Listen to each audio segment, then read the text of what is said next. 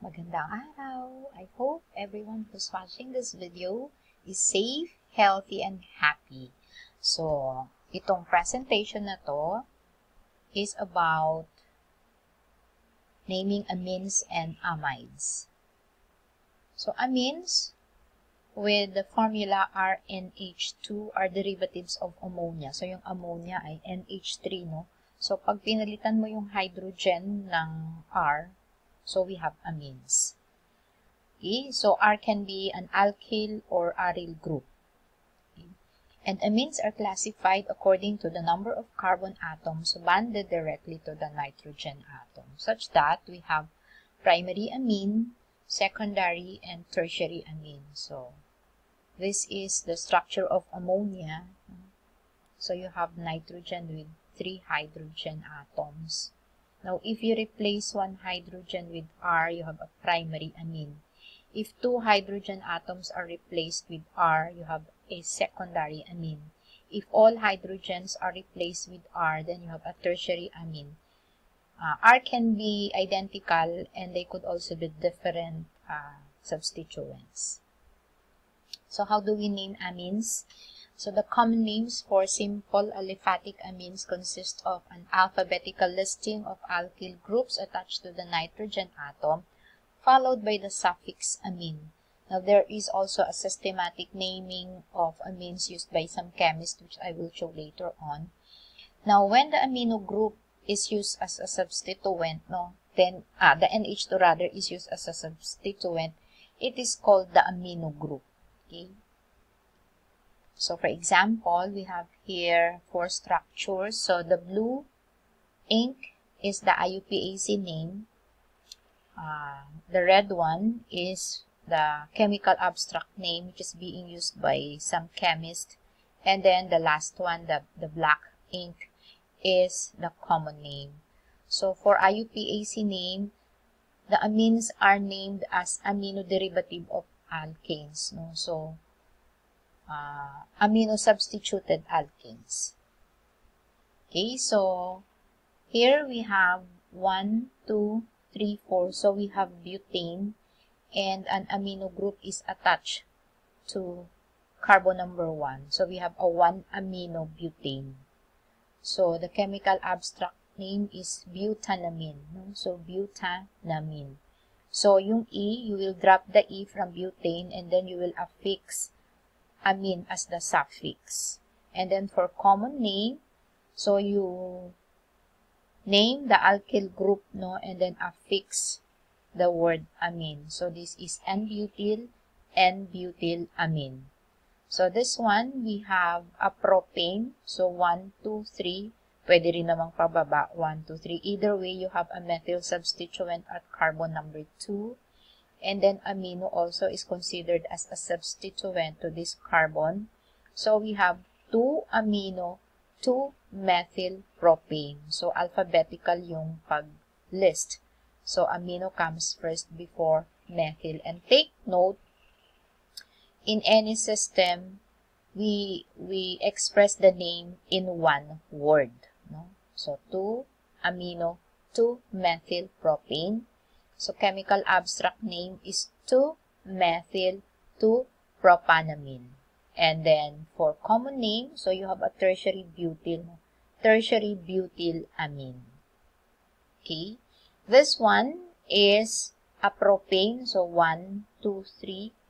But take note that there is a methyl substituent on the carbon, on the nitrogen itself. And so, we name or label the methyl substituent as N-methyl, no? For the chemical abstract name, N-methyl propanamine. But for IUPAC, we have 1-methyl, 1-methyl amino propane. So, yung methyl naka-attach dun sa amino group, kaya 1-methyl amino propane. And then, for the common name, we have methyl propylamine. So, parang dalawa yung substituent nung nitrogen, no, nung ammonia. So, you list them alphabetically. So, methyl comes first before propyl. So, you have methyl, propyl, amino. Kahit alin dyan, pwede nyong gamitin. And this one, we have an ethane. So, this is the ethane group. So, two methyl substituents are attached to the nitrogen. So, we have an NN. Dalawa kasi, no? NN-dimethyl ethanamine. Okay, so from ethane. Now, for IUPAC name, we have a dimethyl aminoethane. No, yung amino group NH2, doon naka-attach yung methyl, no? Kaya dimethyl aminoethane. For common name, we have ethyl. This is ethyl dimethyl amine. Actually, yung common name, pinakamadaling gamitin. Ano? So, just have to identify the substituents, no? The R which replaced the hydrogen in ammonia. List them or name them alphabetically and then affix the word amine. That's the common name already. So, this one, we have putrescine. So, we have diamino on both ends. By the way, yung amine, na pag-aralan natin, yung esters, mababango sila, in fact, are being used as in perfume and flavoring, no? Yung amine naman, ang characteristic odor nila ay foul odor, no? Sila yung mababaho. I remember nung nag-work pa ako sa industry, no, yung triethyl amine, grabe talaga yung amoy. As in, grabe. I use microliter sa syringe, pero grabe na talaga yung amoy. Now, this putrescine, knows how many carbon? 1, 2, 3, 4. And then, terminal amines, no? On both ends. Putrescine, ayan yung naaamoy natin sa mga basurahan. Totoo yan. Hindi joke na putrescine, no?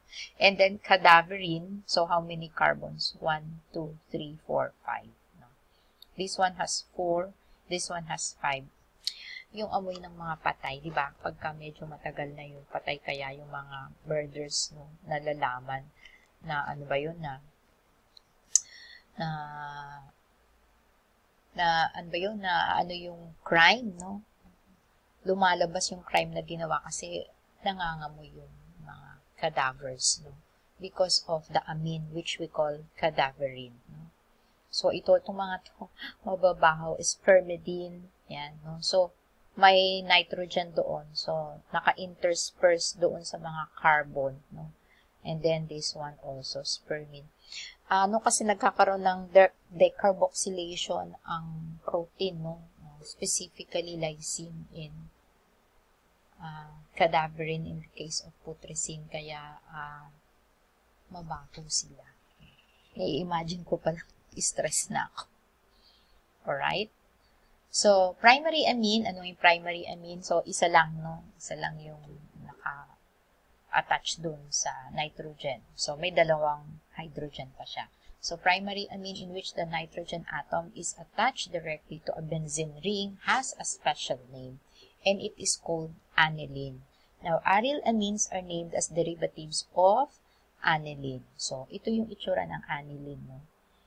So, di ba, resonance structure yung benzene. Kaya mas madaling ipakita na lang using ring. So, this is actually aminobenzene. No? So, yung IUPAC name niya is aminobenzene. Pero yung common name niya is aniline. And we can use aniline as a parent. So, this one is aniline with a chloro substituent, no? At locant number 3. So, this is 1, 2, 3. So, this is 3-chloroaniline, no? Pero pwede rin natin gamitan ng meta for 1,3 position. So, this is actually M-aminochlorobenzene. And this one, so, aniline with chloro and iodo substituent. So, chloro comes first in the alphabet followed by iodo. So, you have 1, 2, 3, 4. So, you have a 2-chloro, 4-iodo aniline. Okay? Now, what about heterocyclic amines? No? So, ano yun yung mga cyclic compounds na merong NH2? Okay, so when naming a cyclic amine, the nitrogen is assigned position number 1, no? Like in this one, no? So this is pyridine. So this is the structure of pyridine. So this is locant number 1 occupied by nitrogen. And therefore, you have methyl as a substituent in carbon number 2. So this is 2-methyl pyridine. This one is pyrrolidine. So ito naman yung tsura niya. So you have what? A 1-methyl. Kasi nandoon, no? Nandoon mismo sa N. A 1-methyl pyrrolidine or N-methyl, no? If you use the chemical abstract naming. So N-methyl kasi nandoon siya mismo sa N naka-attach.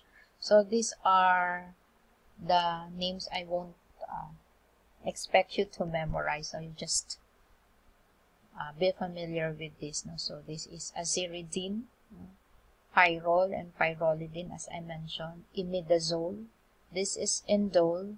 This is purine. Yung purine tsaka pyrimidine, ano, gagamitin nyo na naman yan sa biochem. So this is purine. So two fused rings, no?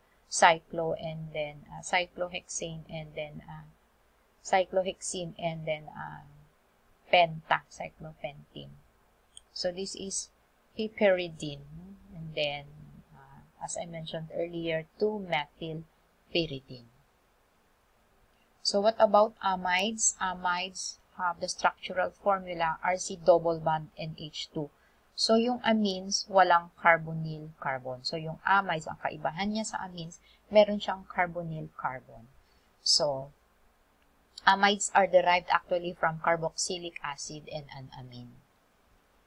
So how do we name amides? Primary amides are named by changing the name of the acid, by dropping the oic or ic acid endings and adding amide as the ending, as the suffix. And then the carbonyl carbon is always assigned as the number 1 location number, and therefore it is no longer mentioned in naming. So this is methanamide, so from methanoic acid, no, methanamide. This is ethanamide from ethanoic acid. This is benzamide from benzoic acid, no. So we drop the ic ending. So benzoic acid so becomes benzamide. So we also have propanamide. So 1, 2, 3. So that's propanoic acid with NH2 becomes propanamide. This one is butanamide with a bromo substituent at carbon number 2. So this is 2-bromo-butanamide. Now, secondary amides are named by using an uppercase N to designate that the alkyl group is on the nitrogen atom. Now, alkyl groups attached to the nitrogen are named as substituents. So itong methyl na to naka-attach sa N, ano, kaya N-methyl propanamide. So, 1, 2, 3. Propanamide lang sana siya. Kaso mo, methyl substituent attached directly dun sa nitrogen. So, we have N-methyl propanamide. Now, tertiary amides are named in the same way as secondary amides, but we use 2 N's this time. So, we have 2-methyl group attached to the nitrogen. So, we have N-dimethyl propanamide. This one, although this is a tertiary amide, but a secondary amide, but we should recognize, no, identify this group. This is ethyl. So this is ethyl butanamide. So take note, yung tertiary, lahat ng hydrogen na palitan. So wala ng hydrogen attached to nitrogen. This one is a secondary amide. There is still single hydrogen attached to the nitrogen atom. Okay, so these are the reference that I used. So thank you for watching. So I hope you are able to have an initial view of how to name amines and amides and basically know the difference between amines and amides. Again, amines you have RNH2, amides you have RC double bond O and H2. Okay, now I'd like to share with you a quote from Douglas MacArthur. Age wrinkles the body, but quitting wrinkles the soul. And of course, we want our souls to always be young, no, and robust. So, bye for now. You stay safe and you stay healthy. See you when I see you, class.